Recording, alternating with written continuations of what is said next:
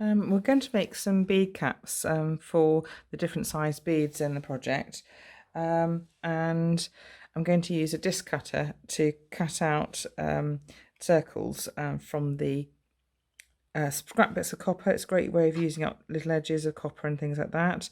The piece of equipment you need to use to make the little discs is called a disc cutter, and it comes with little punches that fit into lovely sized holes, and each one fits the right hole. You can see the discs of various sizes that are cut out, and you can use scrap bits of copper.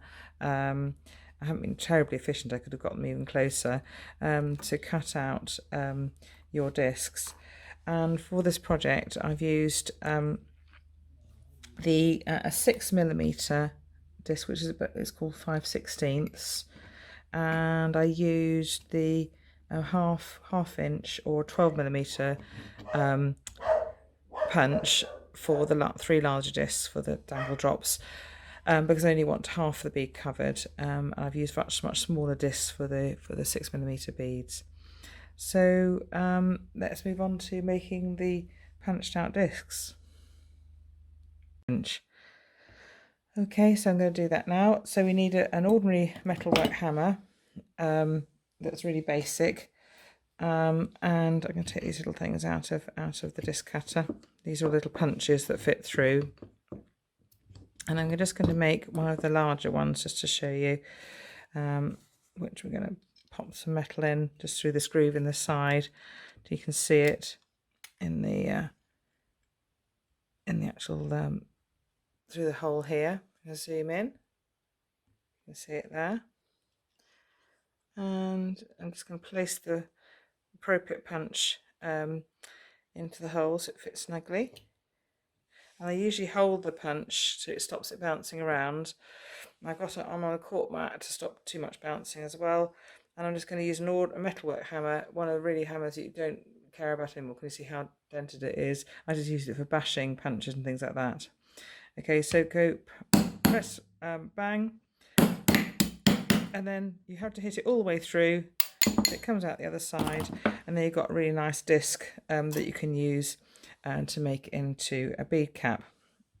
You can also, with some of these larger discs, which I'm going to do as well, do some embossing of Chinese symbols on them as well, in small, really tiny, small little symbols or little symbols on there, so you can emboss the circles. Okay, so let's move on. I'm going to make the bead caps, also the circles, and then we're going to make drill some holes in them and make them into bead caps. So we're now going to drill some holes in these little bead caps, and I usually just dot something in the centre just to help me work out where to put the hole, and use that with a little bit of a pen marker. I'll do that on all of them, and then you need basically something to drill with or cut a hole with, and I'll show you that next.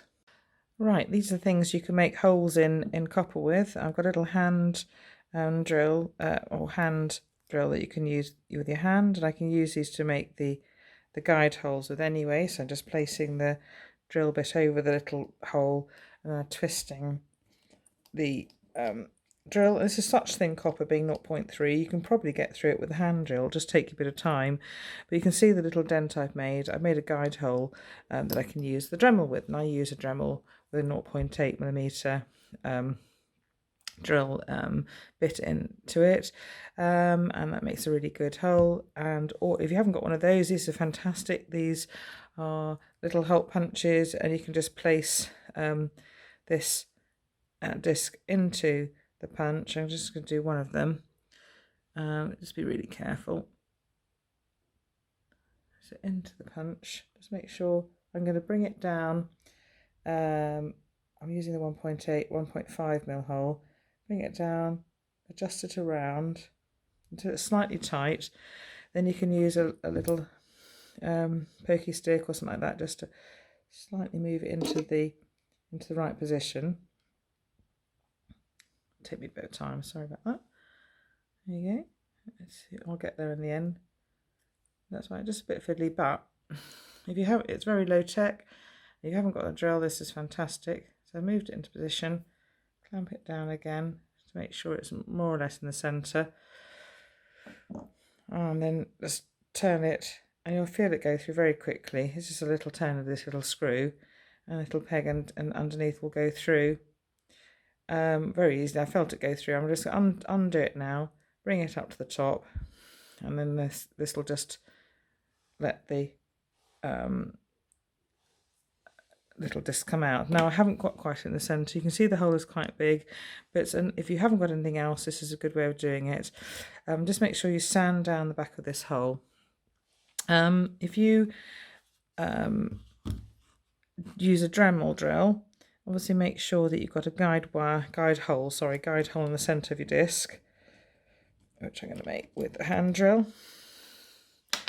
And then just I use rubber pliers. Make sure you've got some goggles on to protect your eyes, or glasses. I'm going to use the rubber end of pliers just to hold that disc in place.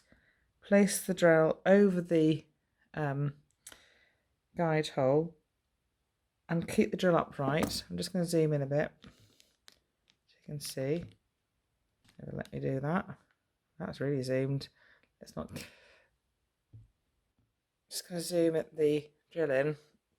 I've got to keep it upright so you might not see it, but if I bring the camera around sideways, you might be able to see it. Okay, and I'm just going to hold it still with pliers and have it on a really slow setting.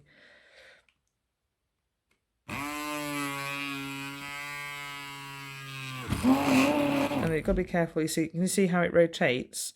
So if you make sure you hold it really still, and turn the drill off immediately, you feel that rotation happening. You really want to avoid that happening. So I'm going to do one more time. So make the guide hole with an oar or a little hand drill, and you make sure you're in the centre. I'm drilling over a cork mat so that it doesn't go through to my nice work surface. I'm going to use, that's not quite in the centre, but try and make sure your guide hole is in the centre of your thing. You're going to use, you can either, rubber end of pliers, just hold the disc in place because it can get very hot, so you don't want to use your fingers. Keep the drill upright on a very slow setting. So make sure you practice control with your drill. Okay, and stop when it drops off. When that will take a second to cool because it will be a little bit hot when you first touch it, so be careful of that. And then use a file or sandpaper at the back of the piece, or needle file will be better really, and just file that sharp section away. I'm going to come back when I've done all these. That needs a bit more filing, but it's generally that's a drill hole that you can use to pass your wire through. So I'm going to go and drill all my bead caps and come back and we're going to shape them. If you want a bit more control over your filing, grip the edge of the disc with a pair of pliers and just file that back, and you've got a bit more control of your fingers. You don't want to be filing your fingers down. So I've drilled all the holes, and I didn't show you that you could use a needle file as well to file off the back of these. It's a much smaller file than the big file I showed you before, so that's quite a good one. Then it's also a good idea if you've got a round needle file or a bead reamer to go through all the holes and just gently ream or sand them, or just smooth them down in the centre, so it just stops, especially if you're using thread or anything like that, it stops them cutting away. It's not so important with wire, I suppose, but basically it's better if you just get a little bit of a smoother appearance to the hole. So I'm going to do that, and then we're ready to shape them. To make the bead caps, you'll need a dapping block with these little daps or dapping punches or daming punches in here, and this is a small set. I've got a very big set, but this is quite enough range to general use, and you have use these little punches to punch into a beautiful little daming block like so.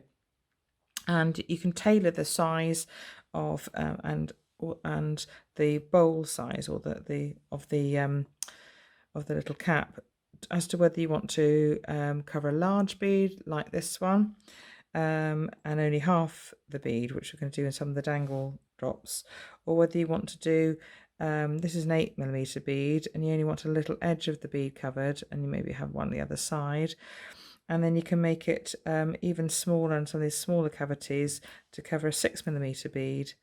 So I'm going to show you how to make on the smaller punches, smaller bead punches. So I'm going to use a sort of a 7.5, I think, or 8.3, doesn't really matter. I think I'll start off with the 8.3 and pop it into one of these medium holes here on the side. Just going to use the dapping punch here and a general metalwork hammer, and just rotate it. You've placed a little disc in that little indentation, and all I'm doing is rotating the punch within that indentation to make sure it's lovely and circular. It's really quick to do actually, and it just drops out and you've got your bead cap. And this one will probably cover quite a shallow indentation for an 8mm bead, like so. I'm threading this on just to show you. Oopsie daisy, like so. And yet, if you want to make it even more deeper, let's go for a deeper one like this. You'll put it into this one with a smaller, it's a smaller little cavity, a deeper cavity with a smaller punch, and we're going to make it try and fit around a 6mm bead. Let's push that in, and that will probably cup a 6mm bead quite nicely. If it should fall out, but if it doesn't, just use a little needle tool or something, just push it out. It'll come out nicely. You can see if I put it onto the side of an 8mm bead, it fits very nicely. So you can come down with that, and if you've got a 6mm bead, that'll fit very nicely onto that. So I might actually make them all like that size, because look, I might need to, can you see how there's a little gap there? So what I'll probably do is go down even more if I want to make a 6mm bead. Let's go, gosh, let's go, you could go down, I think I was using that one anyway, but that's even sort of smaller. I think I used that one already, so even smaller to get it to fit into around a 6mm bead. So just have a little go. Let's try with that now. And see if you can fit into around a 6mm bead. So that is trial and error. Have a little go. You might want a little lip of metal around the bead. Look, I've managed to have it more conical, and that will fit around the 6mm bead. Most of this necklace is going to be made with 8, I think, only 6mm around the side. So, and the larger bead caps are for the dangles from the pendant. So I'm going to carry on and make those, and then come back to you when we're ready to make the connectors. Right, we're going to make some dangle head pin wrap loop dangles to hang from the tiger pendant we made earlier. So I've got an 8 to 10mm jadeite, bead caps for them, and a 6mm above, and bead caps for them we made. And I'm going to put an 8/0 copper tone seed bead at the top. And then what we're going to do is just some chain nose pliers. I'll move this out of the way so you can see a bit more easily. Chain nose pliers, bringing the beads right down so they sit against the ball head pin that I'm using, and make a turn to about sort of 45 degrees from the top. Then use round nose pliers, place really close to that bend. Use your hands, gripping with the pliers where you want to hold the wire, and use your hands to pull the wire around into a circle. Take the pliers out and reinsert them if you want to have a bit more control about where you place that bend. Have the wire pointing outwards 90 degrees, and you can roll this. If you see me doing a little rolling motion, I'm rolling it down so that circle down so it's sitting quite close, but there's a little bit of play because I need to make with this turn you're going to use up a little bit of space. Now I use chain nose pliers to grip across that loop you just made, and you can either use your fingers or chain nose pliers to grip this one. I'm going to show you how to use it with chain nose pliers. So really keep gripping that loop and use a chain nose pliers just to pull that wire around. And if it's a very short little bit of wire, it's easier to get in there than with your fingers. So 2 chain nose pliers is great for this. I'm going to make 1 turn around and then a bit more, I think. Just be careful not to, if you go too tight, you can take the ball off the head pin with all the pressure. There's a little bit of play. So I'm going to take some flush cutters in there and take it in quite close, as close as you can to that where you've turned it, and then bring in some chain nose pliers, just the tips, and pull it round. You see where I'm just gripping close to that edge and smoothing it round, smoothing it down. I'm just nibbling it around like this, little turn of pressure, and it helps bring that down so there's no sharp edges to catch. Grip across the loop to straighten it. Make sure the whole assembly is nice and straight, and you've made a nice bead-capped dangle for the pendant you just made. I'm just going to make the last one and come back to it ready for assembly. I'm going to just make some jump rings for the necklace. You'll probably need to make quite a few, but you can use it from scrap bits of 1mm wire. So I've got these mandrels, which are paired step mandrels. They're excellent for making jump rings out of little bits of wire. And I'm going to use the mid one up, which is about, goodness me, about 3mm diameter. So we're going to make a 5mm external diameter jump ring. So I'm just going to use that wire. You can see me just pulling it around the mandrel. I'm holding one end of the wire, and then you made a few jump rings with that little scrap bit of wire that sometimes you might throw away, so don't throw away any bits of wire. So you need some 5mm and some larger 7mm jump rings. I'm going to use the largest one on this small mandrel. So you need lots of those, and lots of the 5mm and lots of the 7mm to make up the necklace. So I would normally, you leave these for a while before cutting, because it gains a sort of metal memory the longer it is in this position. Even leave it on the mandrel, but I'm just going to show you for demonstration purposes what to do today. Take it off the mandrel. You can either saw cut these with a saw, but if you've got a good set of flush cutters and you're happy just to sit away and do this, hold the jump rings in your hand. We're going to zoom in a little bit. And with the flush cutters 90 degrees to the end and the straight edge close to the jump ring you want to, or the edge of the jump ring you want to make. This side is squashed, but this side is nice and flat. Now you need to turn the flush cutters 90 degrees because you make the other side of the front of the jump ring. So bring them in as close as you can to that first cut, close as you can. Bring the pliers in and then make another cut. And this end and this end are both nice and flat now. And that's a nice 7mm jump ring. And you just repeat this. Flat, turn, insert close, flat, and another cut, turn again, back, make another little flush cut because you want to trim off that other end, that squash end which isn't flat. And there we are. And you soon sort of build up a number of these jump rings. You can just get in the habit of using up your scrap bits of wire. So you also need to make some 5mm ones, 5mm external diameter. You see ED sometimes on things. So the ID is the diameter of the mandrel, more or less, of what you made it. So it's a 3mm ID and a 5mm ED, external diameter. So you need some of those. So I'm going to come back after I made a few of these jump rings, and we're just going to assemble the pendant section. So I'm going to use some of these 5mm jump rings to join the head pin dangles to the pendant. I'm just going to show you one being joined. So just use 2 sets of pliers to open the jump ring a little bit, thread on the head pin. I was trying to make sure that the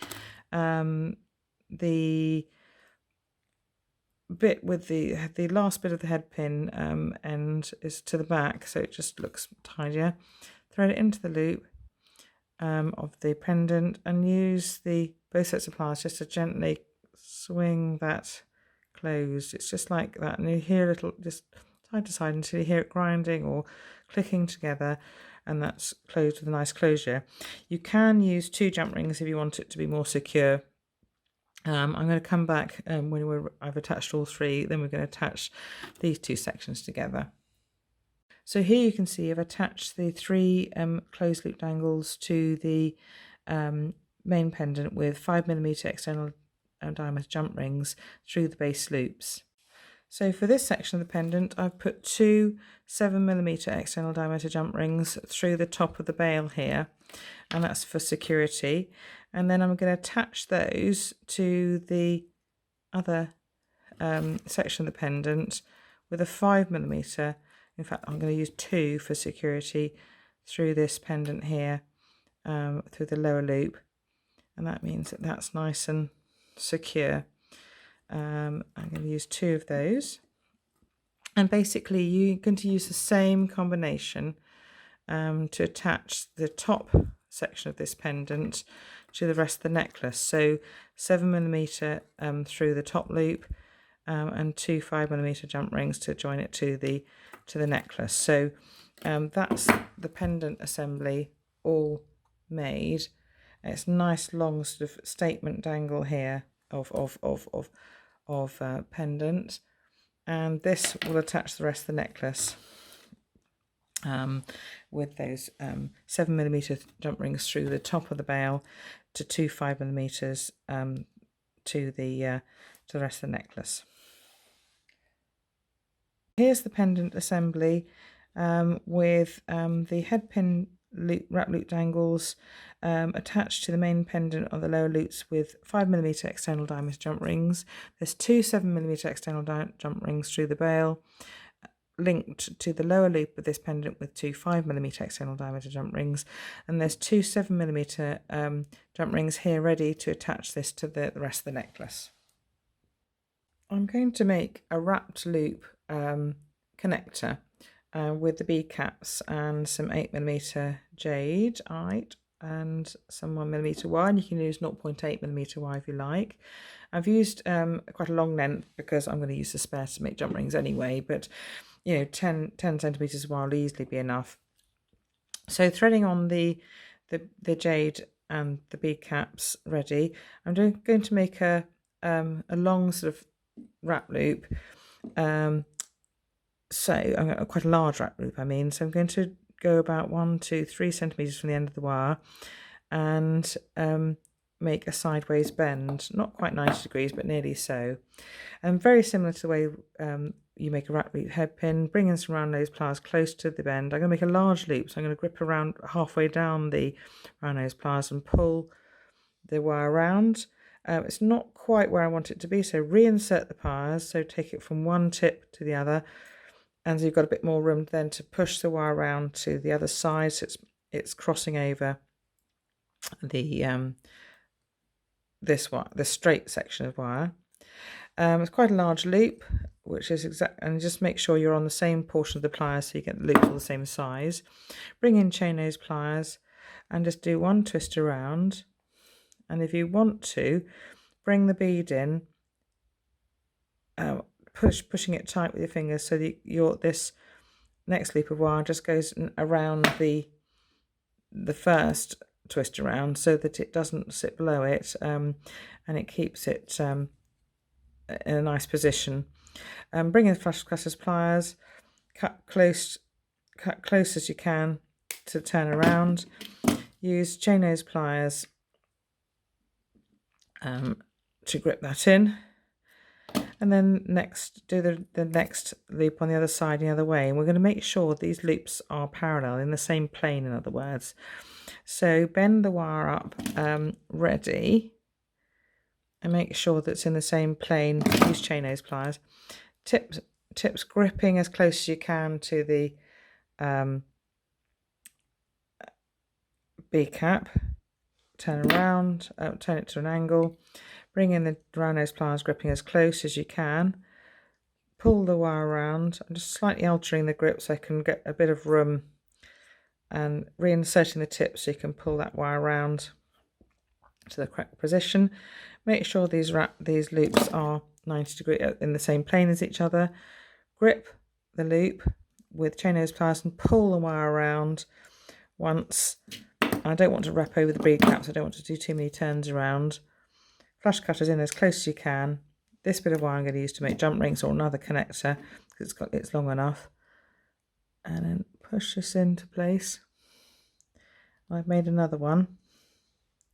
I'm going to carry on and make I think about eight of these connectors, and I'll come back when I've done that. I'm just going to make the clasp for one end, the hook end of the clasp. So I'm just going to use a length of 1mm wire, probably about sort of 10-12 centimeters of wire, and I'm going to make a little curly loop at one end with round nose pliers, and I'm just then going to trim the end off so it's got a nice curly end here. Just going to make it and accentuate the curl a little bit more.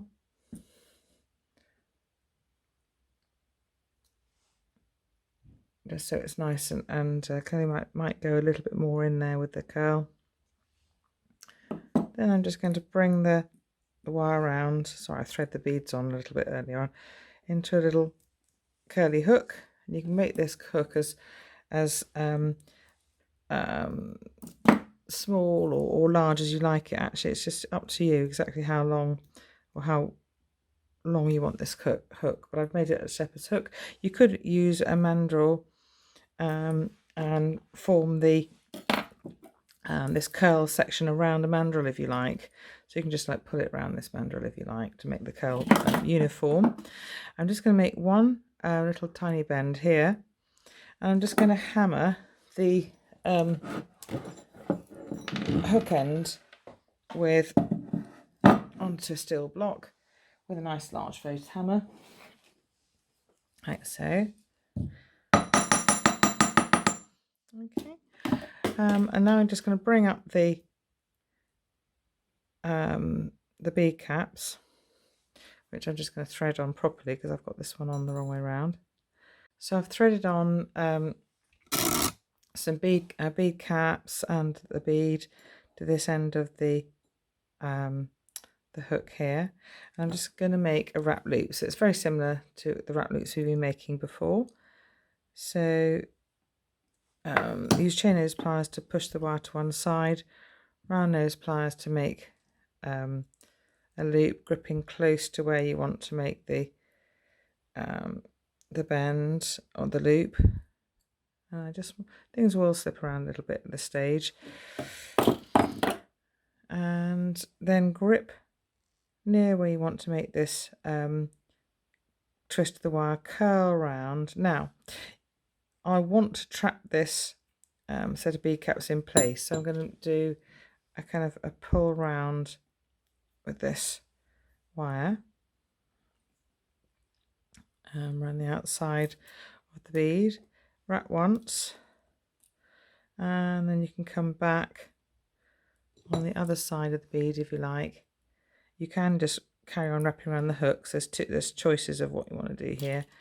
Go around the other side of the bead, and then I'm going to just wrap around here and get rid of this wire tail, which I'll make into spare wire. I'll make into loops later on, or jump rings.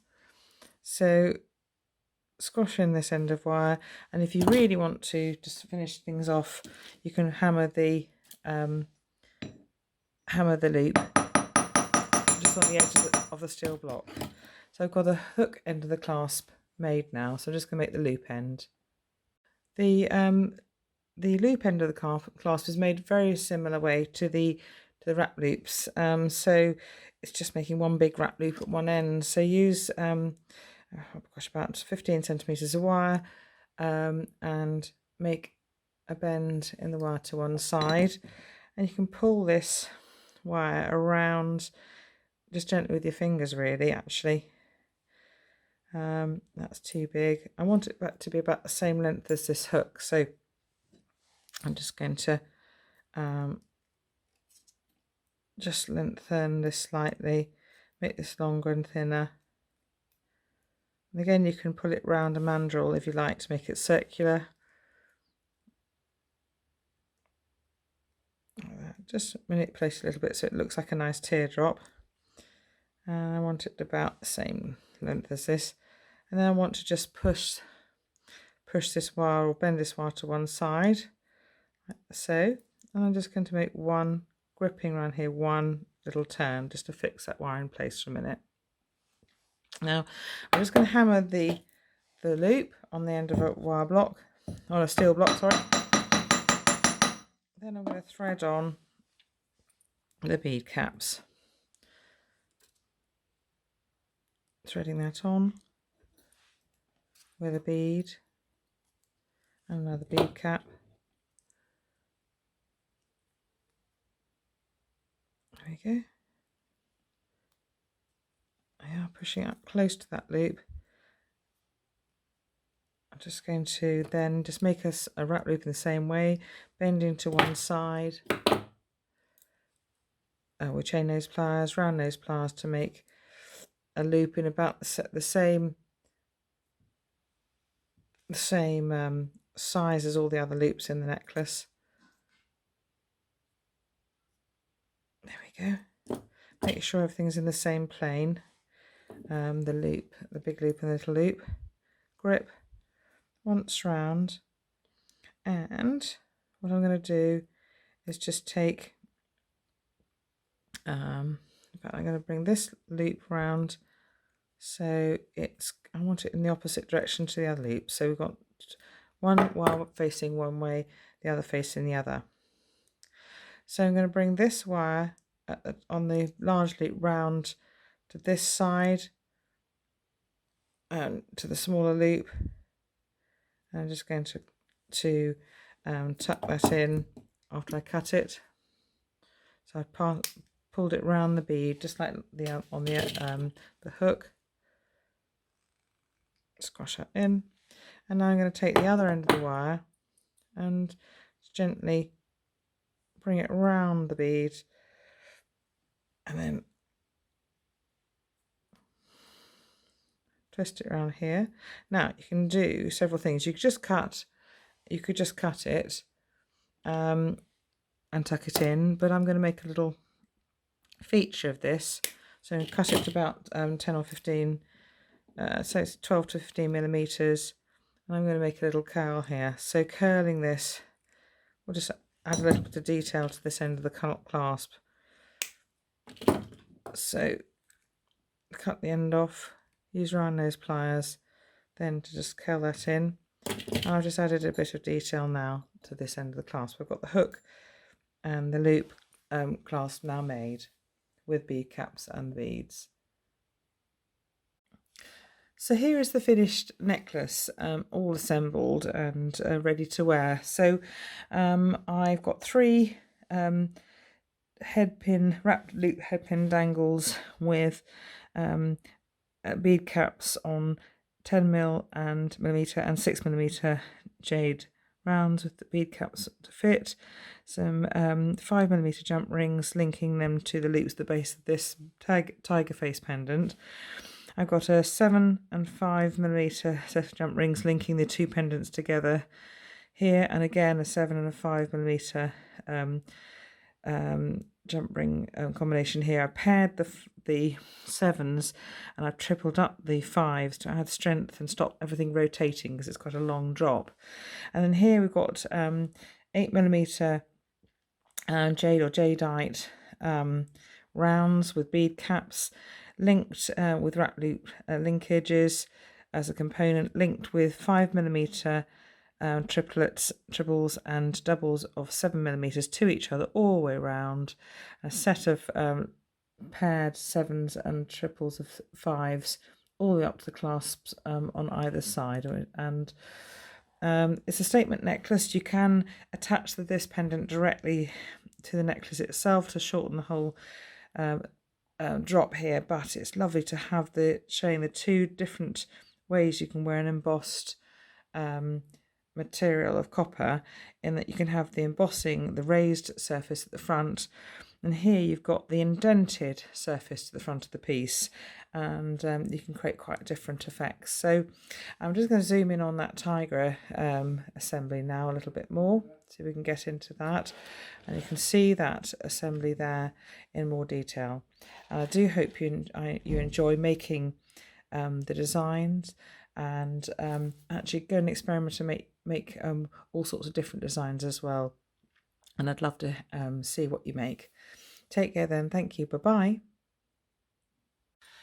Well, I hope you've enjoyed watching the video today and learnt a few things. I look forward to seeing what you make with it, and I hope you enjoy making up the necklace, and perhaps making completely new and different designs with the embossing techniques, and just developing your own way with them. So I look forward to seeing what you make. If you get stuck at any point, I'm still learning about it, so please find me on Rachel Norris Jewel Designer on Facebook, and JM Guest Designer Rachel Norris as well. So I look forward to seeing what you make.